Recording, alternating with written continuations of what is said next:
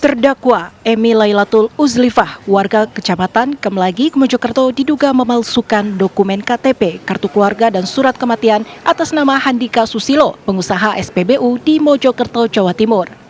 Dalam sidang perdana di Pengadilan Negeri Mojokerto, Jaksa Ari Budiarti menyatakan terdakwa memalsukan dokumen tersebut untuk menguasai harta warisan Handika Susilo senilai 2 miliar rupiah dengan cara menggunakan nomor induk kependudukan orang lain.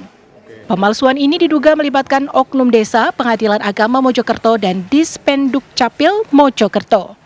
Sidang memeriksa dua saksi, Nina Farida, istri sah Handika, dan anaknya Billy Andi Hartono.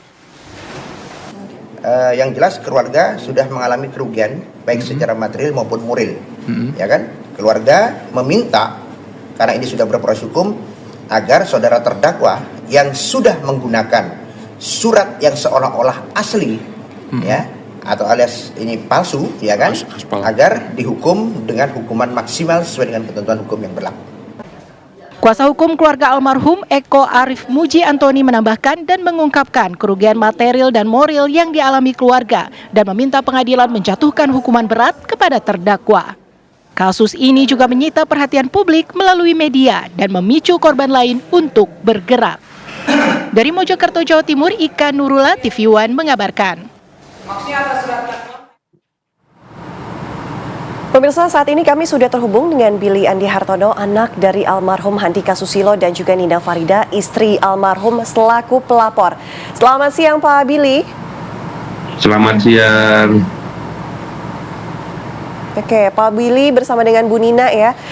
Pertama kami mengucapkan mungkin turut berduka cita ya, tapi atas kasus ini kami ingin tahu begitu, pelaporan atas pelaku ini diketahui saat seperti apa? Apa kemudian semua hartanya sudah direbut baru dilaporkan atau seperti apa, masih saat proses? Oke, jadi kita sebenarnya baru tahu itu awal 2023, tepatnya Februari 2023. Jadi terdakwa melaporkan kami ke Polres Kabupaten Mojokerto dengan mengaku sebagai istri Handika yang sah. Jadi kita yang dilaporkan sebagai istri yang palsu seperti itu. Baru dari situ kita temukan beberapa kejanggalan, diantaranya kok NIK-nya berbeda, terus kok ada isbat nikah dan lain sebagainya.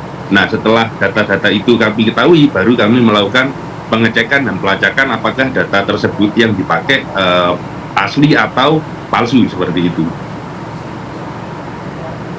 Oke. Apakah data yang sudah dipalsukan ini artinya harta-harta tersebut ini sudah dinikmati oleh pelaku tersebut? Ya, jadi memang harta-harta tersebut sudah ada yang dinikmati. Yang kami sudah berhasil konfirmasi, sudah dilakukan balik nama ada 2 ya. Jadi 1 unit rumah sama 1 unit kendaraan. Itu sudah dilakukan balik nama menggunakan data-data yang palsu tersebut. Oke, sudah dibalik nama. Apakah kemudian nanti akan ada proses perebutan kembali, artinya pengalihan hak, pembalikan nama kembali, karena data-data yang diberikan ternyata palsu begitu?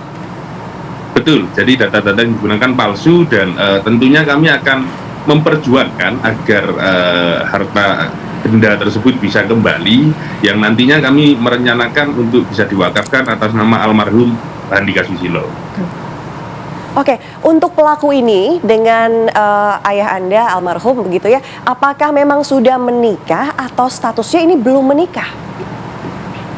Kemungkinan itu sangat kecil, jadi karena mengingat setelah kasus ini sempat viral ya, ada beberapa orang lain yang juga korban dari pelaku yang mengatakan suaminya juga akhirnya berhubungan dengan pelaku. Jadi apakah sampai menikah atau tidak, kemungkinannya sangat kecil mengingat pelaku punya banyak pria lain ya, kalau sesuai korban-korban yang menceritakan ke saya seperti itu.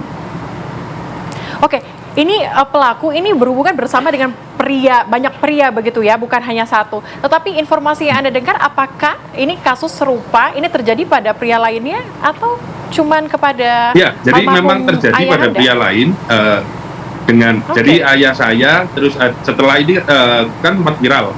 Terus ada beberapa orang yang terus mengaku dan berkonsultasi bahwa suami dari korban-korban ini juga sama terjerat dengan pelaku yang sama, jadi pelaku yang ini, gitu.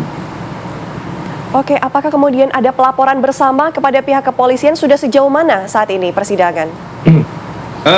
Salah satu korban masih berpikir ya, mengingat suaminya yang direbut oleh pelaku, sesuai informasi yang ke kami juga merupakan oknum aparat, sehingga kemungkinan beliaunya masih memikirkan langkah terbaik pelaporannya seperti apa.